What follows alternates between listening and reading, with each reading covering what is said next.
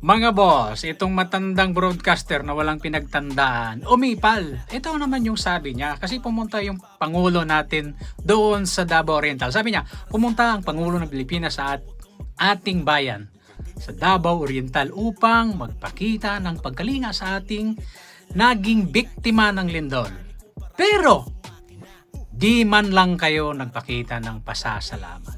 Alam mo sa totoo lang, Montolpo, ayan o, para sa akin bilang ordinaryong Pilipino, dapat ang pera ng taong bayan ay para sa taong bayan. Sinong nagpapasahod sa mga government official, lalo na ang lunasa itong mga politiko?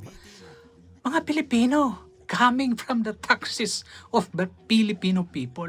Bakit kailangan namin magpasalamat? Natrabaho niya yan. Isa yan sa pinanumpaan niyang tungkulin na magserbisyo sa taong bayan.